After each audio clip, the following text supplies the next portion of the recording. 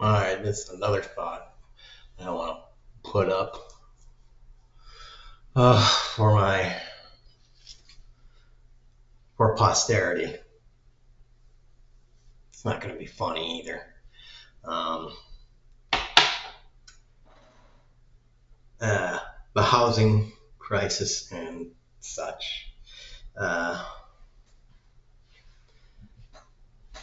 so I think um, there's two things we could do. One is um, I'm in Texas, and there's a lot of these developments going up. They're all my sister lives in one. There are these developments where they build a bunch of they're not really middle class houses, but they're like upper middle class housing developments, and the houses are going for $750,000 or $1 million, something like that. They're pretty big houses, and they all got decent sized yards. And my sister has a pool, and I think basically every one of them has a pool, and every it looks like every one of them is has a fence and such, because I guess everyone basically wants a dog. So I mean, they're all very, by my standards at least, very expensive houses. But you know, whatever. I guess that's because lots of people, like my sister and her husband, lots of people are moving here to Texas from California because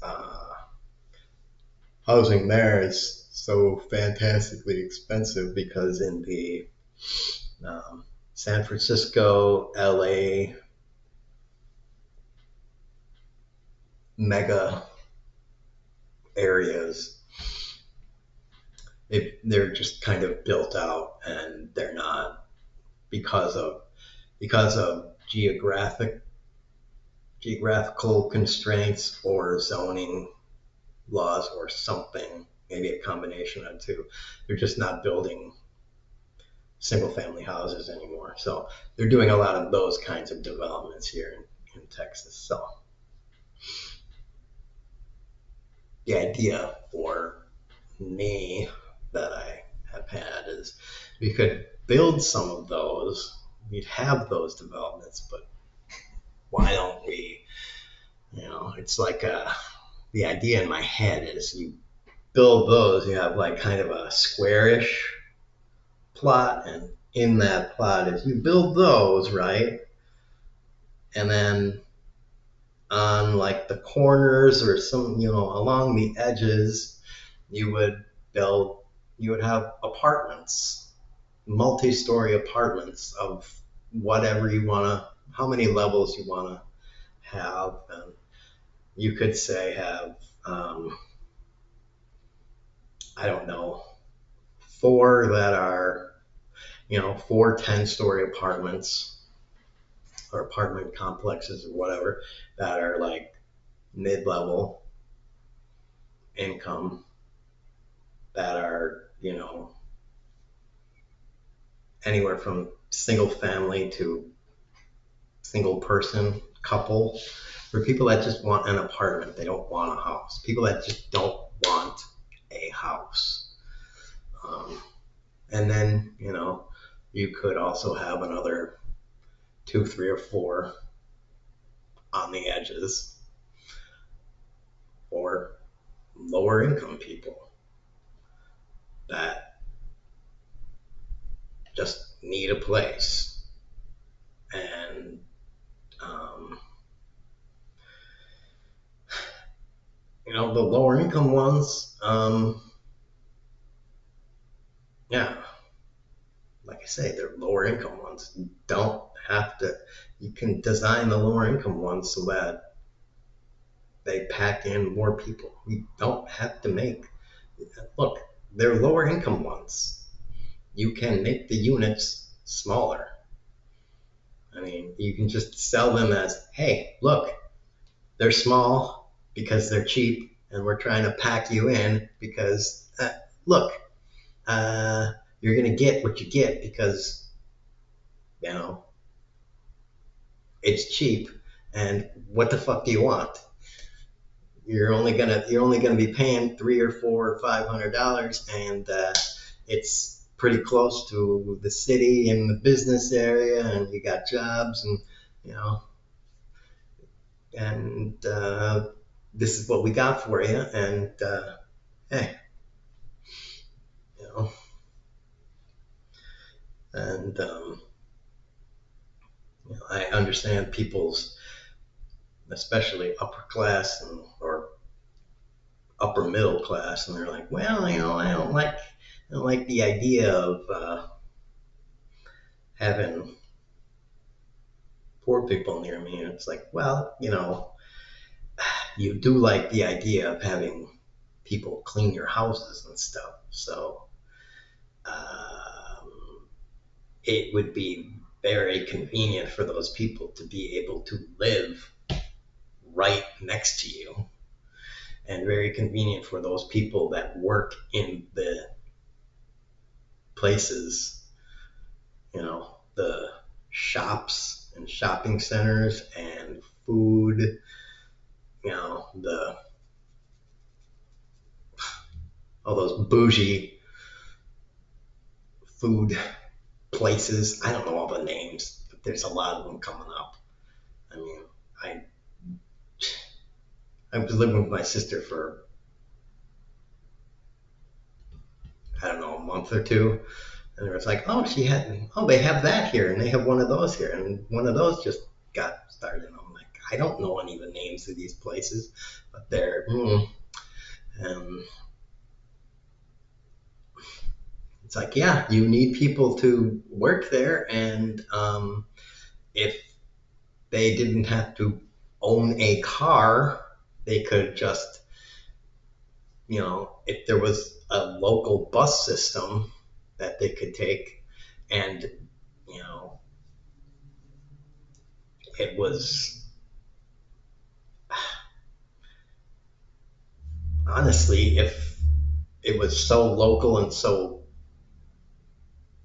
there and back, and the route was so small that actually it could even be free, that would be so much better for those people. I mean, think how good it would be if it was free, or if the ticket was like, you know, if one trip was like 50 cents or $1, and you could just put it on your card. And if it was that cheap that it was effectively free and it could pay for itself, that would be so much worth. That would be worth so much to anybody that would be working there. Um, yeah, but that's one route. I think a more controversial and yet better route for the housing situation would be, um, if we built out uh, across the country some low and lower income housing for, especially for single people, mm, that is completely free. That is just free to the end user. Free to the end user housing with basically no bureaucratic bullcrap involved in the application process. So we just build it up, and there you go. And it's, if you, I suggest, if anyone's worried about this, you go and watch the movie The Fifth Element, and the scene with Corbin Dallas and his apartment. Yeah, that's about the size I'm talking about. It's like uh, a closet. That would be the size of your apartment for those free apartments. It would be just big enough, just big enough for you to exist in and have like maybe somewhere to take a crap, take a shower, and maybe cook something and sleep. And there you go. It would be big enough for you to not have to live and sleep on the street. And that's it, because it's free. So we're giving you some place to be free and exist that isn't on the street. It's basically a way to shuffle you out of everybody else's way and be and have a relative level of comfort and safety and a little bit of dignity too, because it would be decent. We would make it. It would be decent. It'd be like this room, only maybe half the size, something like that. The room, you can see the size of this room. It'd be like that, almost. I mean, a little smaller than about this room, but more or less. And I'm sure architects couldn't find a way to fit all the amenities. I mean, it would be a little bit of a creative challenge, but that's what architecture school is for, right? Get creative, be innovative, as Data would say. And there you go. And then, yeah, you build a high rise about 20 stories, and you can pack, well, probably a lot of units into that. I don't know how many, but I would imagine a lot. That would be an ultra high density housing unit, I would think. Like I said, I don't know how many units, but it, someone would have to draw that up.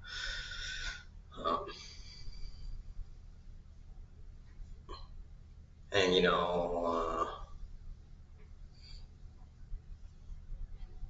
someone can run the cost figures and stuff. But again, this is part of the whole.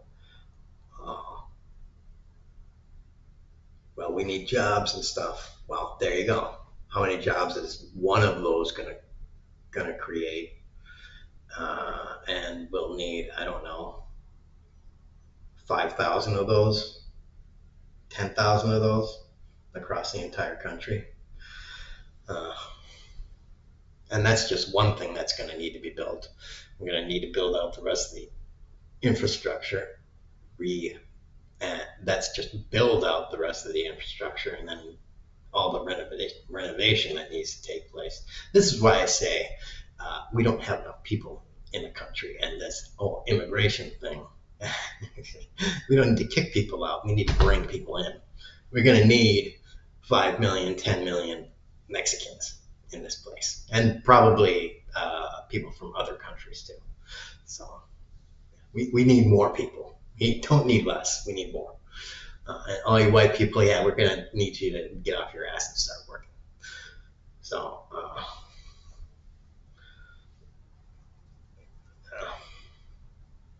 and like, I guess I could work. I could do something as long as it's not too stressful. Because I don't want to have a seizure. So, I mean, I'm not going to be putting in a lot of hours, but I could do something.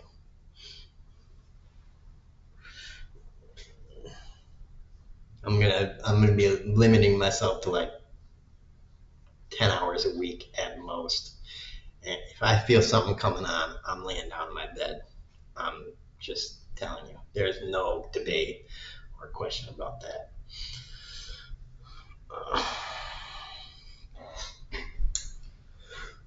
because I am not having a seizure and cracking my head open and dying. So,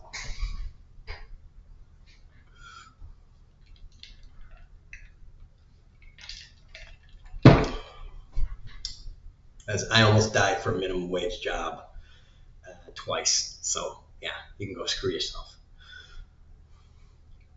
I almost to put money in some rich guy's pocket. Yeah, for $7.25 an hour. Yeah, you can go blow yourself about that.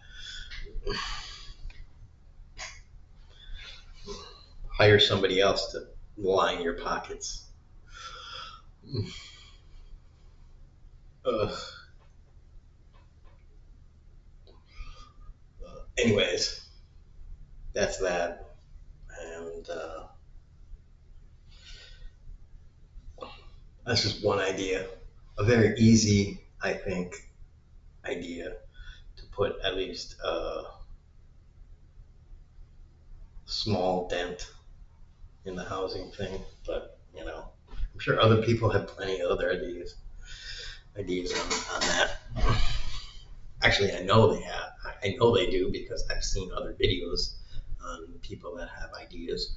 But I think the only reason actual uh, stuff isn't happening is because vested interests want to keep housing limited because they own a good chunk of the housing market, and if they keep supply constricted, then that means that it's more valuable.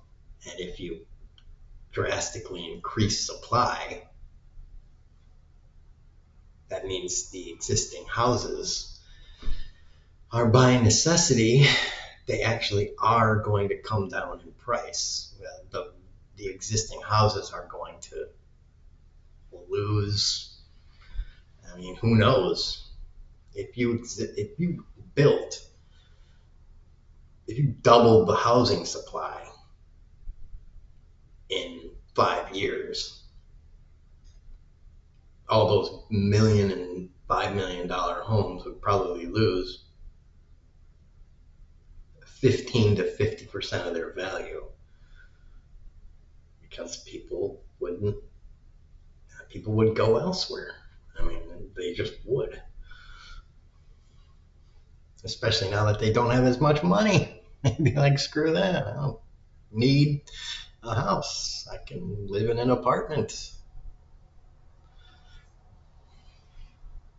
So yeah, whatever. Artificial scarcity. They love artificial scarcity. They love artificial scarcity and planned obsolescence. Look at my hoodie. One hoodie's good enough. You know why? Because you can just change your undershirt.